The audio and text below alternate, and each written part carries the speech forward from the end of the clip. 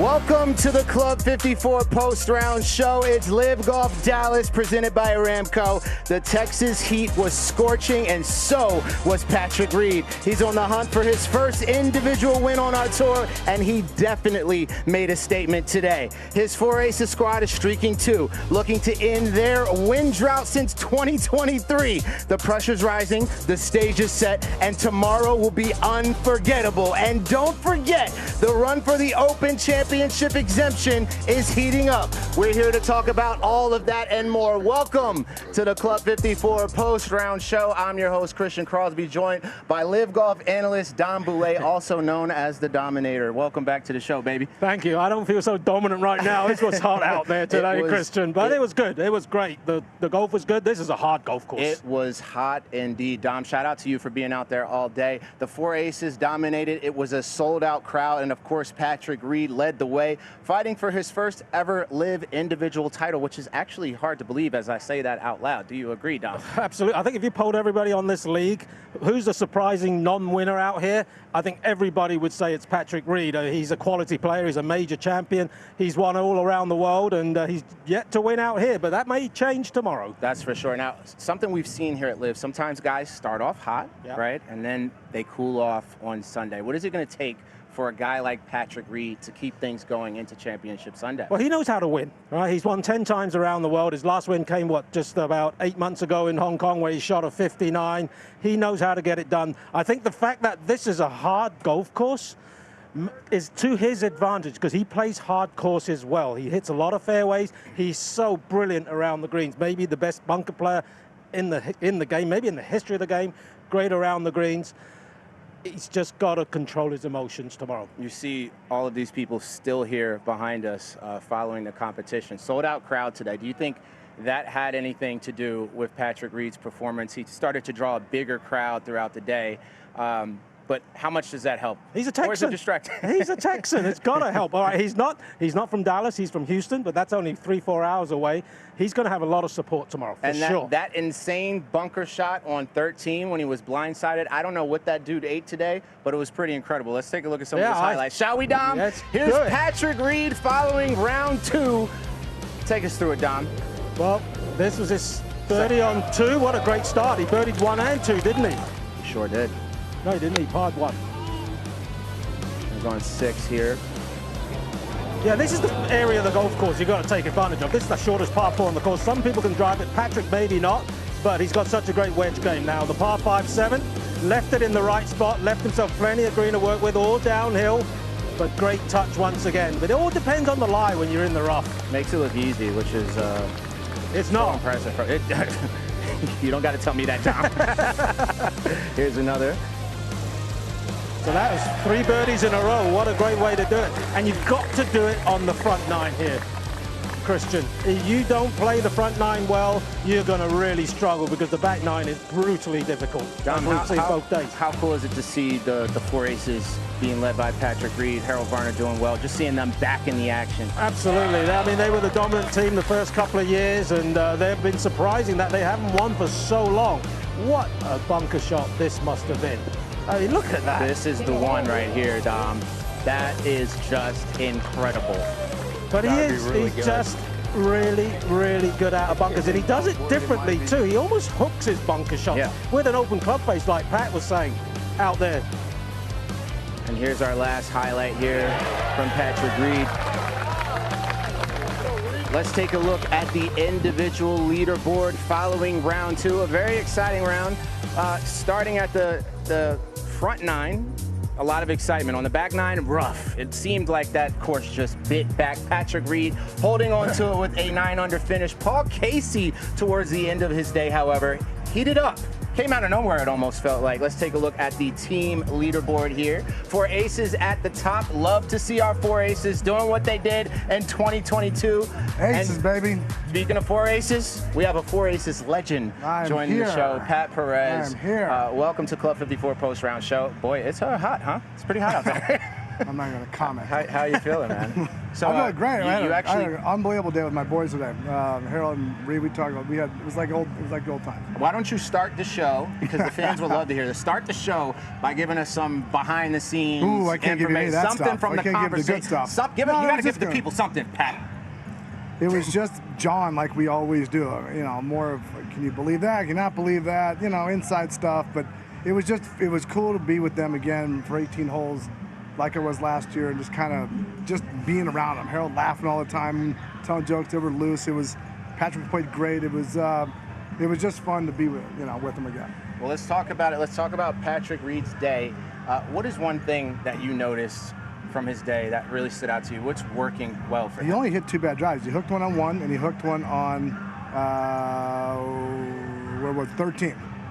Everything else he hit great. He didn't miss another fairway. He only missed a couple. He only missed a couple greens, and he just played phenomenal. Putting great. He's got so much confidence. He's driven. It's everything, but everything's just come together for him right now. Pat, Dom, what's going on with this 13th hole with Patrick Reed? Yesterday, hook, that incredible chip. Today, that bunker shot. Those 2 up and it should have been 2 up and downs, but today that up and down is incredible. Where that pin was, that right bunker from 70 yards, that is some shot. Now you guys are out there. Tell us what's happening on the back nine. It seems like it just gets so difficult out there on this course for these guys towards the end of the day. What is it exactly? Dom? It starts on the 9th. It does. Exactly. It's that 9th hole. I mean, if you drive it in the rough, you more than likely you're not going to get on the green. But like the 9th hole and the 18th, everything when you get on the green, it runs away from you. And today the pins were tucked. They were tucked. They were tucked. Today was not really moving day. No, it really some of those wasn't. rounds I heard about today were incredible. Yeah, I mean 5 under from Casey, and Abe didn't drive it well at all today. He drove it brilliantly yesterday, and he fashioned a 69, which was brilliant too. I hear a hand shot 65. Oh, did he? That's what I heard. That is some point, I'll tell you what. Well, speaking of Paul Casey, let's take a look at his finish today. He had a solid finish. It was birdie heaven from Paul Casey today. Here's a shot on 18. And that's a long way back, too. Keep in mind, these are his last 3 holes of today. Not many better iron players in the last 20 years than this man, eh, Pat? Right now. That is a phenomenal shot from that far back. But do you know why? Because he's playing from the short grass. Exactly. You can't play this golf course from the long grass.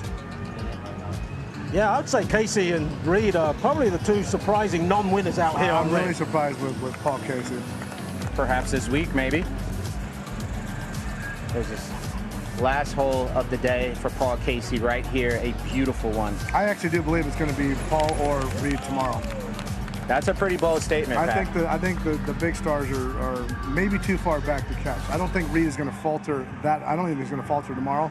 I think it's going to be around 9 under, if not 10 or 11. So someone's really going to have to jump tomorrow.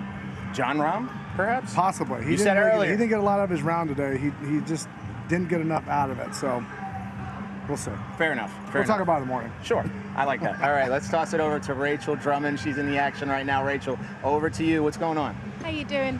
The clouds are deceiving. It is still absolutely sweating buckets out here. I don't know how you boys did it out on course walking, but I'm an absolute golf nerd. So what I'm seeing here with Matt Jones, he hasn't had his best tournament so far, and he's here with his coach, Gary Barter, and caddy Lance. They're grinding away. Can you see the towel on the ground? That's to help strike location. So he's obviously not moving or using the ground as well as he'd like to. It's a good one for everyone at home. Get that towel down and you have to miss the towel and try and get good impact. And then do you see how he's using Mark Leishman's Ripper golf club name tag? I mean, it's plane of swing. If you can, not hit that, you're swinging well. Let's see. I'm going to get a bit closer and see if anyone might turn around and talk to me. It's a good idea, Rachel. He says no. Can I have caddy? How was today? That was a plain no. It was good when we hit the fairway. Yeah, it's just you can't play this course from the rough or the high grass. Just chip out and have 20-footer for par. And it's one of those days, isn't it? It's a course. You've got crosswinds. If you're not quite happy with your game, it can really beat you up, can't it? Yes, it can. Yeah, it exposes where your game's weak at the time. And what's it for? Is he just working on strike? I saw the towel down. He's got the name tag. You're using all the apparatus. He's making contact. He's hitting a lot of fat shots. Especially with the wedges. Yeah. We'll let you boys count. He's not here yet, but we've got Harold Varner's caddy here, Chris Rice. He was 3 over at one point, and he got it back to level. So in these conditions, that's amazing. Ricey's It was a really been good amazing. comeback. Ask him about it. Should I ask him about it? He hates talking to me. Ricey. Chris. I've got a question from Pat. You've got to talk to me. You're an elite caddy. How good was it to get back from 3 over out there today? It was tough out there, yeah. He grinded it out on the back 9, which was nice after the start. Actually played good, and we were 3 over, but it was just one of them days. But yeah, he fought hard back to get it back to level par for the day. So. And he's in contention. You know, you've worked with some amazing players. How do you keep someone calm going into that final round? Just got to take his mind off golf and just talk about anything bar golf. He was a little bit uptight today, and then when he relaxed, he started hitting better golf shots. So he's not really been in there for a while, but yeah, it'll be an exciting day. Just got to do the same as what he has been doing. He's trending, he's starting to pull a little bit better. So yeah, it should be a good day. And finally, what's the biggest challenge for a caddy out there? The balls go miles, and every hole just seems like it's a crosswind. So like judging the distance and getting the wind right, it's not easy. So it's survival. Anything you want to say to Pat? Yes, I'll see you tomorrow, Pat. Not what he wanted to say. Yeah, He said that probably wasn't what you wanted to say. No. That was very PC. The cameras are here. I won't say what I wanted to say, really. Fair enough. Thank you, Rachel. We appreciate it. We'll come back to you in a little bit. Now, we've got 19 players who are still mathematically alive to possibly get that Open Championship exemption. One of those guys I want to talk about, David Puig. Young guy, having a hell of a week so far. It's a Fireballs GC battle because Sergio Garcia entered into the week as the definite here. Now, let's take a look at his day. David Puig. Well, birdie at 6. I thought he'd have a shorter putt on 6 for birdie than that. I thought that'd be for eagle because he could drive that with a 3-wood probably. Exactly. When he starts making putts, I mean, this kid is so good. He hits it so far. He's got such great hands, such talent. When he starts making these, he averages 5-6 birdies a round. I mean, that's just remarkable. This was on 16 from the fairway. Such a good iron player. Yeah. You know, I played with a lot of them at home, and he's just one of those different kids that hits it a mile. He's starting to come into his own. And don't forget, he hit it in 2 on 17. That's insane. And he made a 3-putt.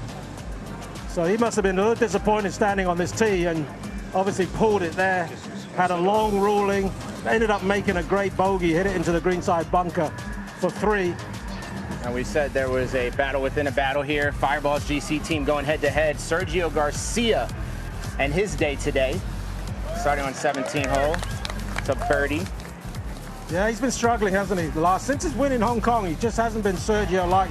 Struggling with his approach play, driving not as good as it has been, which is the part of the game you wouldn't think Sergio would struggle on. He's been one of the best drivers since the year 2000. I mean, he's just been phenomenal with that driver. This has been the club really that has kind of held him back most of his career, but he's putted phenomenal. Yeah, different putter again. Yeah, he has a lot of putters. He changes often. This is not usually where he hits shots. Do you think at all Sergio Garcia is worried about that exemption spot? Yeah, I can promise you he is. I can promise you he's worried about it because we're Pujas, and he should be. Well, he really should be. The tournament was to it's a big day tomorrow for both these guys. I mean, I'd like to see either one of them play. They're both going to be deserving, whoever gets it. But yeah, I can promise you Sergio's going to be thinking about that tonight. He's currently safe. If we were to end the tournament right now, it would go to Sergio Garcia. But David Puig is definitely on his tail for sure. Because the thing about it really is, there's a qualifier for it.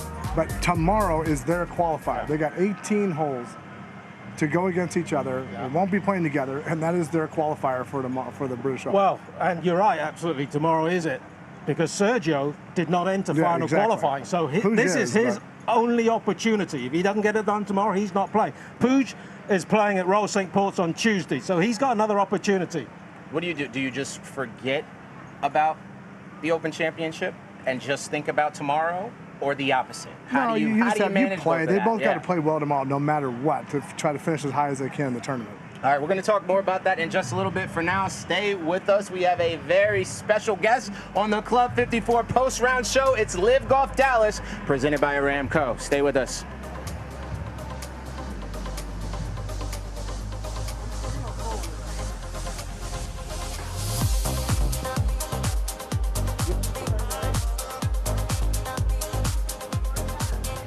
right, now, if you guys want to join the conversation, all you guys have to do is hashtag Live Broadcast, or of course hashtag Live Golf. Now, as you can see, there's a little chaos going on because we have a special guest about to jump in. We're getting them mic'd up. Ladies and gentlemen, stay tuned.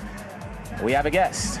And if you want to join the conversation, as I was saying, all you got to do is hashtag Live Broadcast. A lot of people are talking about today, and here's a interesting post here about the Open. We're definitely excited to see what happens. The Fireballs boys looking for that exemption. Even Bella, the French Bulldog, loves Live Golf. I love that. Here's another tweet here. Dom, you got to get more active on social media, by the way. I'm calling you out on air. What is it? We want to see you tweet more, man. Come on. Come on, Dom. Are we live right now? We are. Turn it back. You guys want to know whose voice that is? Let me know. You'll see him in just a minute.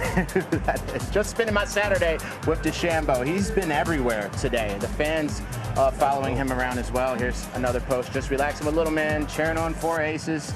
Live Golf League. Gotta love to see that, Pat. I do. And the dude Dallas. I do. My kids watched his first ever golf tournament in person today. Thank you for the great day today. That's cool. Shout out to little man. I hope you see this. Keep watching, buddy. Keep watching. We appreciate you. If you guys want to join the conversation, all you guys got to do is hashtag Live Broadcast. You won't see a tweet from Dom, but No, you will not. whatever. No, you'll never see a tweet from me. Oh boy. All right. More to come here on the Club 54 post-round show. Stick with us. All right, and joining us from Fireballs GC, Abe Answer. Welcome to the show, big dog. We truly appreciate it, and congrats on your day. How are you feeling? Thanks, buddy. A little tired. It's a grind out there, man. Golf course is tough. Hot. I mean, but it's amazing to see this many people out here. I think it was sold out. It was very impressive with the heat, and it was packed, which was really cool. A lot of support. You're born in Texas, played in Mexico, played in Oklahoma. You're used to these conditions. I mean, how hot was it out there? Was it tough?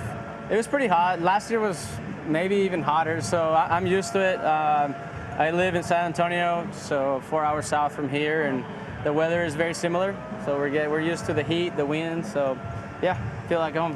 Well, before we dive into our interview, we actually have a special message for you. You can take a look at our screen here. Good luck this weekend. There you go, my boy Mark. From your buddy, Mark Wahlberg. Light flex there. Can you talk to us about how you became friends with Mark Wahlberg?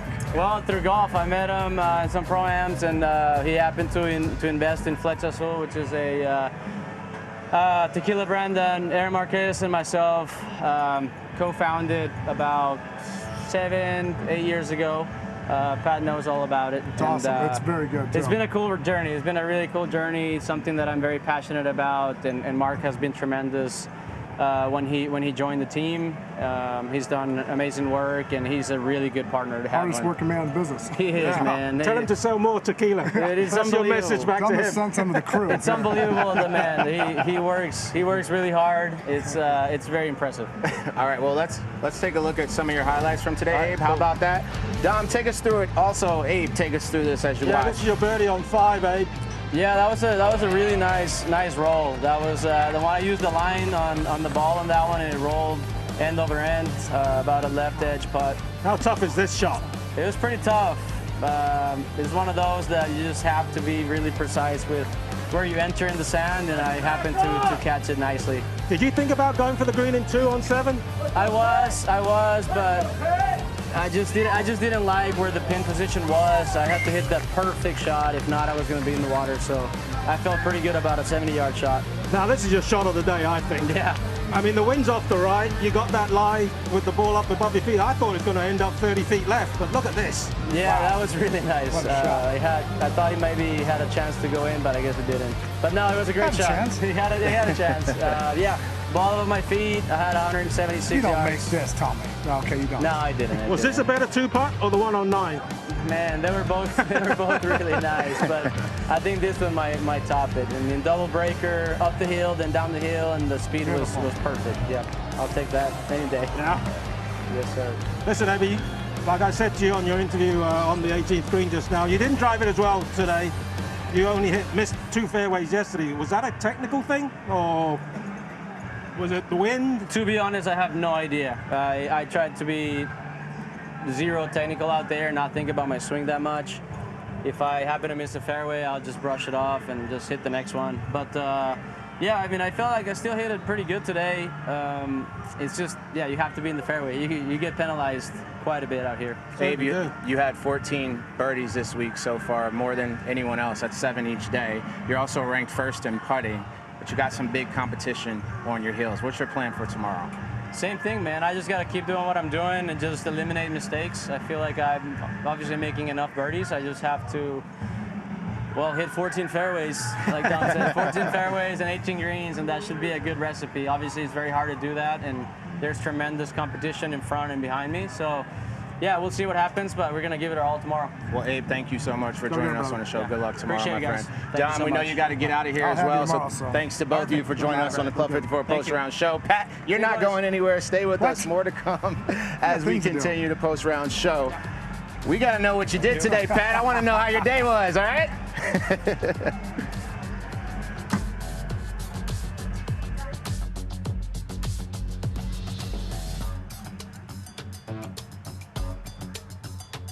The 2024 LIV Team Championship was held here at Maridoe Golf Club last September, and it was a tension-filled grind for the eventual champions, Ripper GC. Ripper GC, on paper, they are clearly the top team. I think the Ironheads were the surprise packet, and they really took it to us. The Cinderella story of the team championship, the Ironheads. Yeah, for the Ironheads to be there on the last day was pretty incredible. Oh, Kevin Na! So up and down, and it's like this every week now. It's crazy. The scoreboard changed so quick. Things moved so quickly. Lucas Herbert for birdie at 15. Oh, what a good putt. So it was a fun day. It was like, looked like we had it, and then we didn't, and then we did and didn't, and 4 aces at the end. We're making a charge. 3 teams on 8 under par in the closing stages. I think then we felt like we had a good chance. Lucas Herbert for birdie at 1. Oh! And he gives them a 1-shot lead. We all just wanted to see the tee shot off 18.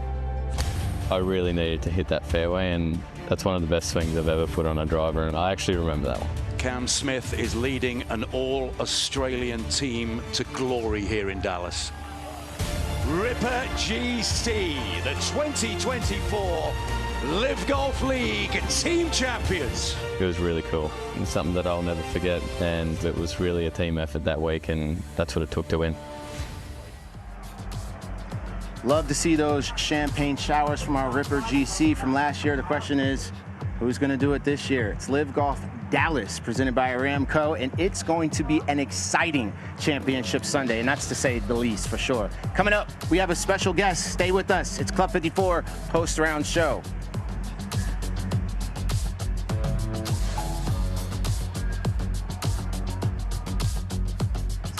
All right, joining us, Taylor Gooch's caddy, Mal Baker, absolute swag master. Thank you for joining the post show. You weren't expecting that intro, were you? I was not. No. Well, welcome to the show. We have so much we want to talk to you about, but before we do, we have a very special feature of Taylor Gooch that we're going to play. We actually want you to stay here and watch it with us as the fans watch. Is that cool with you? Yeah, absolutely. All right, take a look, fans. Enjoy. I wasn't a country club kid, and so to me, I just think about like the times growing up where I'm, spending hours and hours practicing, and while it may not have been the greatest, most perfect condition golf course, it made me the golfer that I am. Most of our good golfers come from exclusive clubs, the country clubs, but every once in a while you get a guy from the municipal links, and the one thing Oklahoma's got is a pretty good municipal golf system. John Conrad in Midwest City is a very good one. There's not peanut M&Ms and jelly beans in the locker room at public courses, maybe a cracker on the floor that you could pick up or a beef jerky. All the local people around here know of Taylor Gooch because he started playing here. We're really proud of him. He's really kind of put the course on the map, I guess, for Midwest City. I want to beat Tiger Woods. Someday, Taylor just might do that, as the 10-year-old phenom recently won the U.S. Kids World Championships by 1 stroke. I knew when I went in I was going to have a chance to win. I knew it was going to be a tough tournament, but I wasn't a pusher, and there were some really good players there. They hardly made any mistakes. John Conrad, this Joe.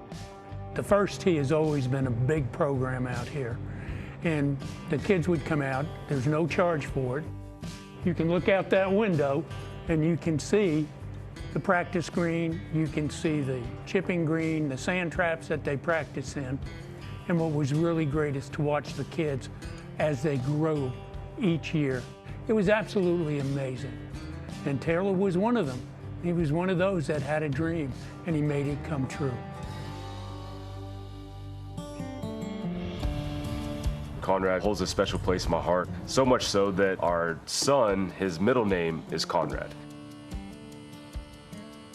When the people there from when I was 8, 10 years old were so supportive and so proud of me. I remember watching him years and years ago out there practicing.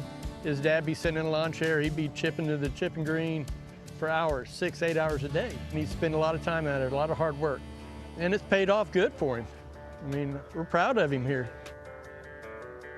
Junior golfers here have gotten so good and so strong because they've had to. You know, you go out and play in 30-mile-an-hour wind and you don't have any grind in you, you're going to get embarrassed. It probably makes the kids more mentally tough. Great place to grow up, and I'm proud to say I'm from Midwest City. Already a champion at the ripe age of 10. A prodigy like Tiger? Maybe. And maybe a winner of numerous majors also. Time will only tell. First on the tee from Oklahoma State University, Taylor Gooch.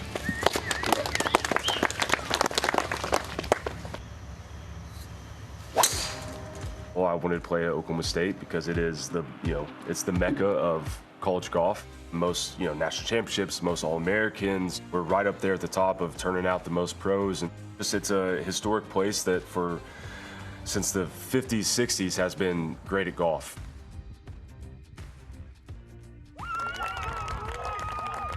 I think by the time I graduated, I was the best junior golfer in the state. I try to be skeptical of projecting on kids when they're 17. But when I saw that he went to OSU, I knew he had a shot. Not any novices going to Oklahoma State. Those guys can all play. So I didn't get through Q school immediately, and I went and played what was called PGA Tour Canada. Paying your dues isn't a bad thing, and he did that between the mini tours, Canada, Q school. Like, I had to learn to become a professional golfer. I learned how to manage my time. I learned how to travel well. I learned more about my game and myself.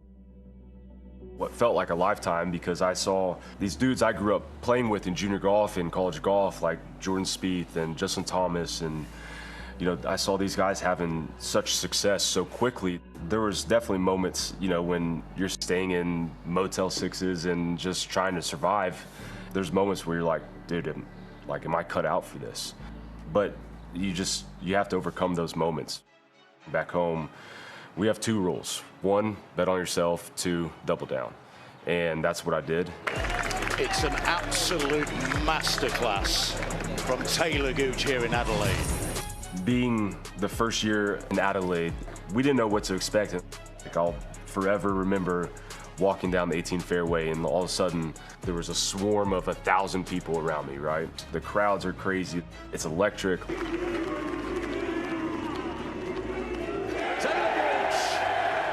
He's a LIV Golf winner for the very first time. But to win that week was super, super special, especially considering my caddy, who is from Perth, from Australia. In the home state, boss. The next week was incredible. I beat Sergio in a playoff. Everybody my age knows Sergio. Taylor Gooch, history maker.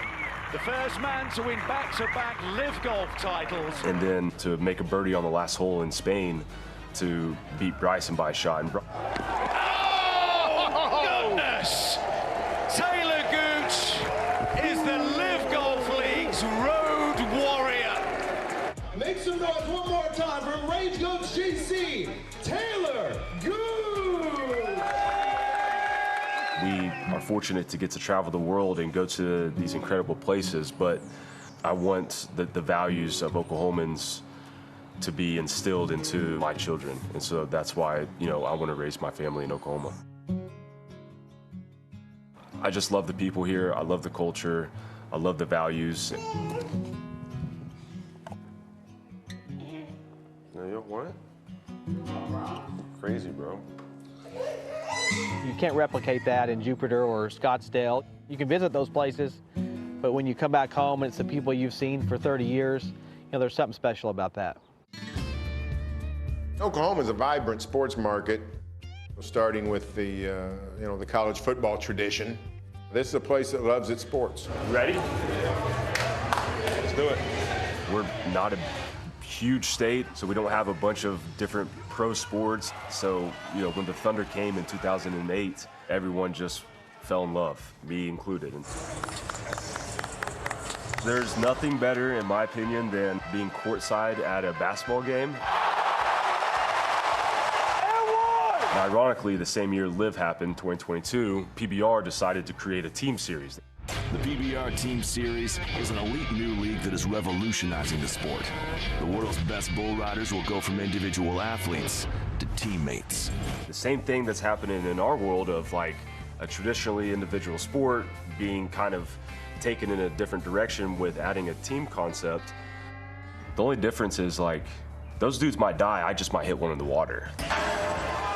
Long story short, we end up acquiring a franchise called the Oklahoma Wildcatters.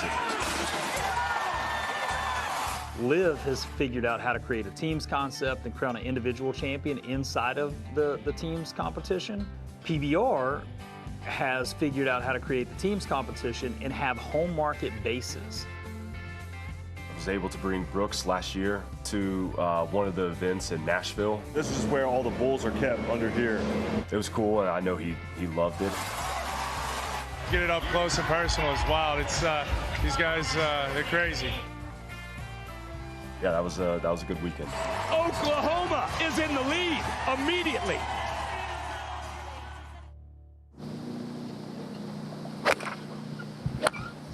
So, how'd you guys first meet?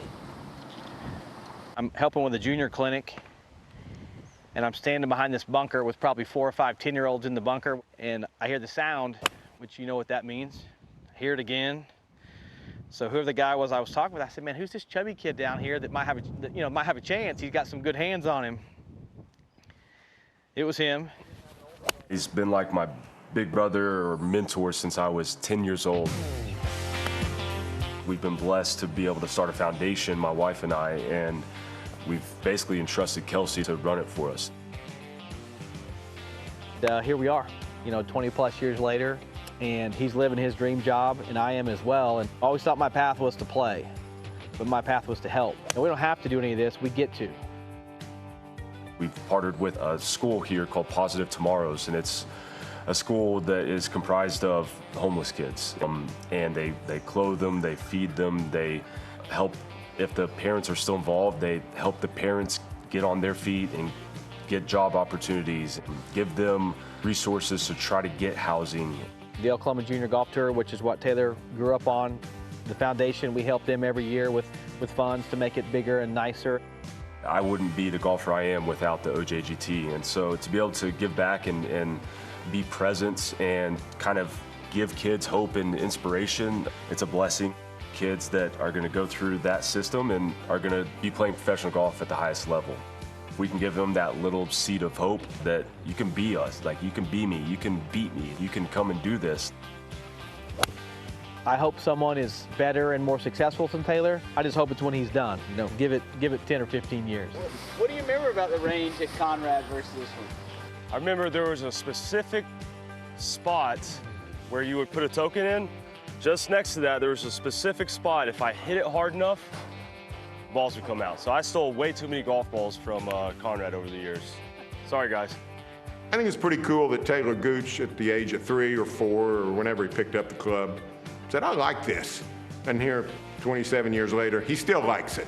Just sensational from Taylor Gooch. Watching it all unfold the last 4 years with LIV, I was able to go to London, the first event. It's a great memory to be there at the first one, and whenever the time comes, hopefully I'm at the last one. Hopefully that's 10 or 15 years down the road, but I try to smile through all of it. Just like that. Advantage Taylor Gooch. Winning is always the goal, plain and simple. We need to win as a team. I need to win, pretty simple. Nothing replaces hard work. That's what we're doing right now. We're putting the time in, and that's what I'm going to continue to do until this game is done. But Taylor Gooch, it's been a road trip he will never forget.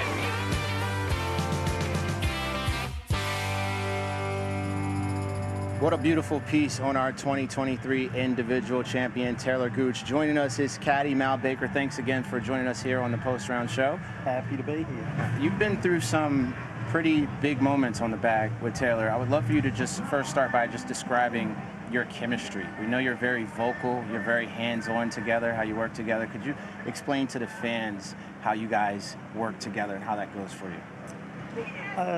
It's kind of been a bit of an evolution over time. You know, this is the ninth year we've been working together, and you know, when I started out with Taylor, I was kind of the old wise guy, and he was a young guy, and he needed some help, some guidance, bit of experience. And you know, as guys evolve, they learn more, they become more about themselves, they figure out what works for them and what doesn't. And so, you know, my role evolved a little bit into just, I guess, more of a traditional caddy.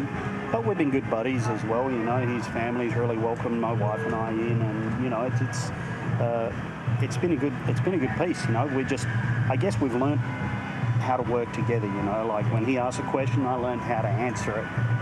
There you go. Yeah, well, thanks. Sorry, I did the same thing my first time. Yeah, no, when he asks a question, you know, I can kind of hear what he's really asking, you know, which is not necessarily the words that are coming out of his mouth, but, you know, maybe I'm a little uncomfortable about this one. He's never ever going to say that, but, you know, if he's talking about a 7-iron instead of a 6-iron, I can figure, you know, so that's stuff that just takes time. You know, Pat was with H for years and years, and you just develop a rapport and get to know each other really well and how you're feeling. It's just an evolution, I think. Get on really well and understand each other, you can do some good stuff. A beautiful evolution, I'd say. Yeah? Why not? Let's call it beautiful. Pat.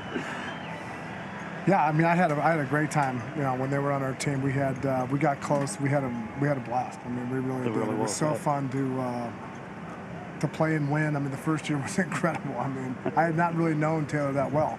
You know, from being on the PGA Tour, but then coming, we became teammates, and we all got kind of close really fast. The way it all came together, and we wound up winning every tournament in the United States. And you know, Taylor and Mal were our boys. They still are, but I mean, we had a real fun time. You know what I would love to hear from you as I watched that video, seeing Taylor hold up the trophy and the champagne showers. Could you take us back to 2023 and your journey here at LIV Golf? Tell us how that went. Tell us what was working, how it was clicking, and bring the fans in on that. I wish there was an easy way to think, as I'd tell him all about it again. No, look, sometimes golf feels easy, right? For guys that are that elite, the game feels easy. They walk out, they see, they feel, they're in the zone. Everything just kind of clicks, you know. Taylor's always been a player. He doesn't typically get hot for a week. Like if he starts to feel it and he starts to play, he's usually good to go for a month or so. We had a hot couple of weeks with a putter. You know, we got down there in Australia, and you know, the greens were kind of similar feeling to him, and obviously being from down there, you know, myself, it was, you know, a bit of a homecoming, and so the energy was great. We just kind of built on that when we went to Singapore, and he played great again, and he was pouring them in from everywhere. Which is actually a funny story. We had a rain delay. I think it was the second round. I'm not sure. We had a rain delay, and we had to go back out. And we ran out, and we hit some golf balls for a little while, and we're heading out to the 17th, I think. And he hasn't hit a putt yet. And we got this 40-footer downhill after the rain, and I'm like, are we going to hit any putts? And I'm panicking all the way out to the hole. No, we'll be good. And he just knocked it straight in. I'm like, well, I never need to worry about that again. That's a good story. Now, I want you to talk a little bit more about how Taylor is behind the scenes. Is there something that the fans may not see about either his game or about his strategy that the fans would love to know that you get to deal with all of the time? I think, you know, Taylor's got a great golf brain. You know, he's an incredible golfer. He's got all the physical attributes. He hits ball great. You know, he putts it great. But he's got a great golf brain. He outthinks most guys. He doesn't make a lot of mental errors. And you perhaps wouldn't know that just by watching him because he's pretty chill. He doesn't talk a lot. He does his own thing. You know, whatever it is he's feeling like he needs to do to get ready, he's not going to be influenced by anyone or anything else. He's going to do exactly what he needs. And I think that's a testament to his just his golf brain, his intelligence, and his understanding of himself. Yeah, Pat, you got anything before we let Mal get out of here? No, he covered it. He covered it all. Looked like you wanted to say something, Mal. I just want to thank you. We love Taylor, Mal. We had a great time, like I said, that first year, and you know, it was awesome. Yeah, well, thank you so much, Mal, for joining us here on the post-round show. It's really hot, so I'm not going to keep you here to sweat any longer. How about that? Appreciate it. We got shade here. We didn't get me an apple, of course. Hope to see you back on the show soon. Stay with us here on the Club 54 post-round show. Coming up, shots of the day. And here they are, starting with Louis Oosthuizen. It's a shot on 4. Look at that. That is just unreal. No surprise out of Louis. No surprise. How do you do that? Here's Joaquin Niemann. Chips. There's no green to work with. That's amazing. Look at that. Beautiful.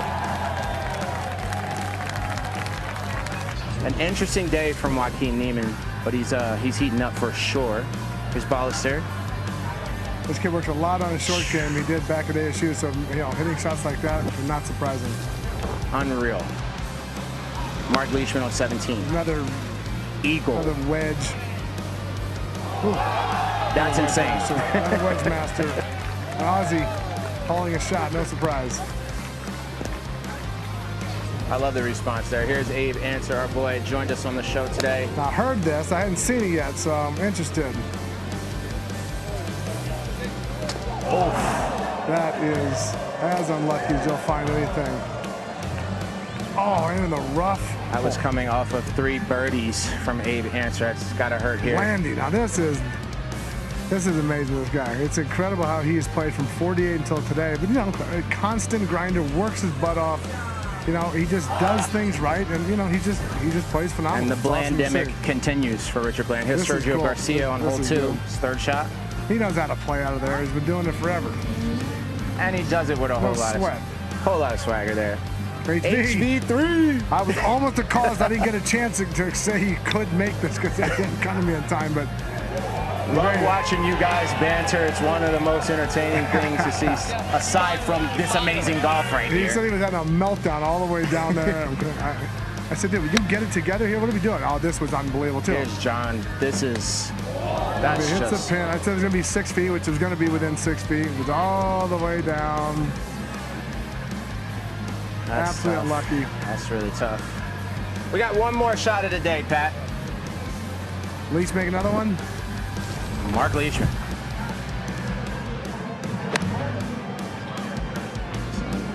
This is his 2nd shot on the 5th hole, and look at that. That is crazy. 2 hole outs? Come on, Leash. That's a big dog right there. That's awesome. You know it's good. You know it's good when you point to the camera after you get a shot.